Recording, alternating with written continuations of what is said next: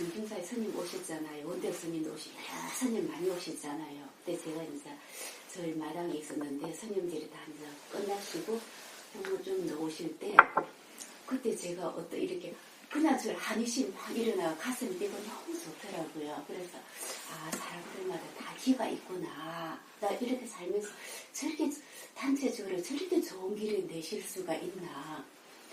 그래가지고 제가 집에서는 나름대로 기도라든지 뭐 수행을 한다고 하면은 제가 이렇게 제 기도나 수행을 열심히 하면은 우리 가족들이 제가 원하는 사람, 변화되기를 바라는 어떤 가족들이 변화가 될 수 있을까요? 어떤 그 가족을 누가 근데 그게 된다 그렇게 하는 게 아니라 직접적으로 그게 이제 영향을 주는 건 아니고요. 네. 사실 그러면 부처님이 열심히 기도해가 모든 중생들을 행복하게 해줬을 겁니다. 그런데 그게 자기를 변화시키는 건 옆에서 이렇게 하면 된다라고 말해줄 수는 있는데 그거를 결국은 자기가 해야 되는 거지. 자기 업을 남이 이렇게 없애주지 못하거든요. 만약에 그러면 이제 스님 사관학교가 필요하겠죠. 그러니까 성인 사관학교를 만들어가지고 막 강압적으로 막 교육시키고 이래갖고도 만들 수 있는데 이 마음, 우리 마음이라고 하는 건 그렇게 닦여지는 게 아니거든.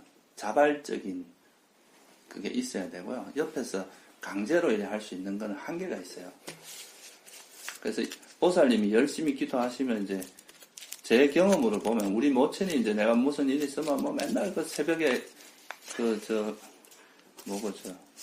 금오산이 한 100m, 1000m 되거든요, 산 높이가. 그거를 새벽에 나가요.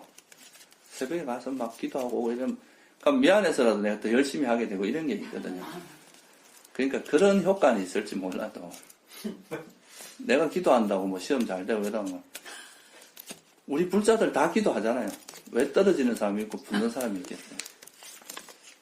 그러니까 그거는, 그렇게 한다고 해서 반드시 그게 그래 된다는 보장은 없고요. 그게 보살님의 그런 정성이나 이런 게 주위에 영향을 주긴 하겠죠. 그게 이제 연기법이니까. 근데 그게 직접적인 원인은 될 수 없어요. 간접적으로는 도와줄 수 있는데. 그래서 기도라는 거는 그냥 우리가 그렇게 하라고 마음을 모으고 막 이러면서 그게 어떤 긍정적인 시너지 효과를 만들어서 그 사람에게 좀 이제 잘 되게 하는 그런 효과지. 그게 직접적으로 되게 해주거나 그렇다고 그거는 이제 부처님 가르침하고 안 맞아요.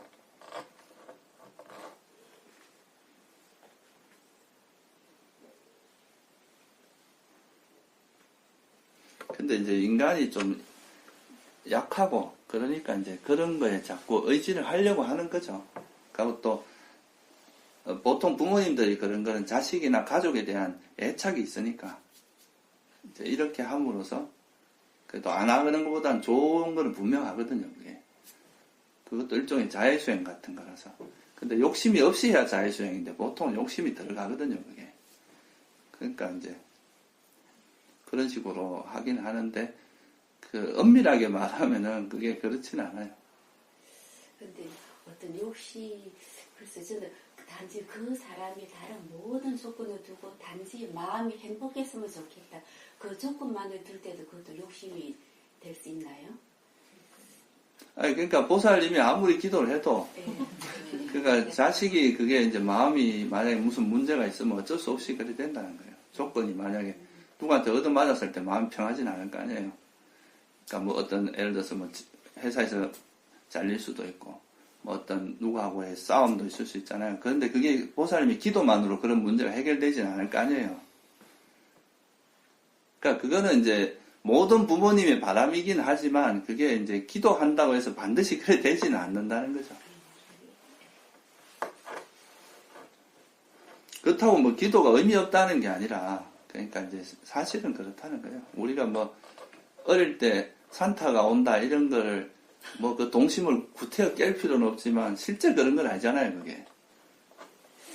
근데 저는 이렇게 제가 이 세상 태어남을 해가지고서 제 업을 인해서 모든 세상이 만들어진 거잖아요. 그래서 제가 맑아지면은 내랑 있는 데를 다 맑아지지 않을까. 그래서 내가 수행을 열심히 해야 되겠다. 아니, 그럼 제가 이렇게 물어볼 수 있잖아요. 부처님이 되셔서 다 맑아지셨잖아요. 예, 예. 근데 왜 주위가 다 안 맑아지고 부처님 당시에도 엉뚱한 짓 하는 스님들이 되게 많았거든요. 그건 어떻게 해석이 가능하겠어요?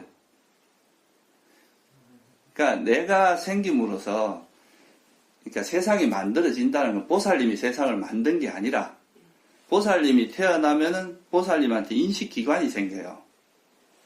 그러니까 세상을 파악하는 마음과 아니비설신의라고 하는 그런 이제 육건이 생기거든요. 그걸 통해서 세상을 파악하기 때문에 세상이 생긴다고 말하는 거예요. 실제로 보살이 만드는 게 아니에요, 이 세상은. 이 세상은 또 이 세상의 원리대로 만들어져요. 그러니까 그거는 이제 보살님이 일체유심조라는 걸 너무 과하게 해석을 하신 거라. 그랬을 텐데 저는 이제 제가 만드는 세상을 그냥 제 주위에 내가 태어남으로는 내가 맺은 인연들을 얘기를 하는 거였거든요. 그 인연들이 그냥 스님 말씀 듣고 이들 욕심인 것 같네. 제 주 인연들이 다 편안하고 끝까지 행복하게 천수를 다했으면 하는 그런 거. 제 친정 엄마를 볼 때도 사람이 마음이 있다 그랬는데 내의 작용에 의해서 치매도 되고 딴 사람도 되고 그러니까 그래도 좀 생각을 좀 많이 하게 되더라고요. 그래가지고서 처음엔 이게 참 고통스럽다 생각했었는데 역시 선지식이 이런 방법으로 나를 수행하라고 이런 방법으로 엄마가 이렇게 하시구나 그런 생각이 들긴 드는데 내가 조금 더 수행을 열심히 하면 그래도 정세가 더 나빠지지 않고 이 상태대로 그냥 천수를 다할 수 있지 않을까 그런 생각도 좀 가져보고 좀 그랬거든요. 예. 보살님 마음은 간절을 하신데 그러니까 그게 그렇게 아까도 말했지만 그 간접적으로는 영향을 줄 수 있는데요. 직접적인 영향을 줄 수 있는 건 아닙니다. 스님께서 저번에도 같이 절에 오면은 기도가 잘 되고 수행이 잘 되는 거는 좋은 기운이 전염된다고 그때 얘기하셨는데 그거하고 조금 해서 비슷하게 생각합니다. 그러니까 그게 이제 간접적인 그런 원인이 되긴 하는데 근데 아무리 절에 와도 뭐 딴 생각하고 뭐 자기 욕심 피고 화내고 하면 그런 사람이 무슨 어떻게 수행이 되겠어요? 그러니까 그러니까 어떻게 보면 보살님의 마음은 하나의 외적 조건이고요. 그러니까 예를 들어서 내 주변에 있는 사람이 좋은 마음을 내면 나도 좋은 마음을 낼 가능성이 높아지는 거죠. 그러니까 영향을 받아서. 그런데 그렇다 해도 내 마음에서 만약에 막 화가 나서 부글부글 끓으면 아무리 옆에 사람이 좋은 마음을 낸다 해도 그게 통제가 잘 안 되거든요. 그래서 그게 이제 가장 중요한 조건은 자기 자신에 있어요. 부처님이 그렇게 능력이 뛰어나고 도력도 높고 신통까지 자유자재하신 분인데 그 부처님 당시에도 그 육군 비구라 했고 말 진짜 치도키도 안 듣는 비구들이 있었는데 그러니까 부처님 말씀을 잘 듣고 잘 실천하고 그런 사람들은 쉽게 제도가 되지만 본인 마음이 그렇지 못한 사람은 또 그게 안 된단 말이에요. 그러니까 그거는 우리가 무아의 가르침의 그 핵심이 뭐냐 하면 내 마음대로 남을 어찌 할 수 없다는 거예요. 내 마음도 마찬가지고. 통제할 수 없다는 거예요. 그게 무아라는 뜻 자체가.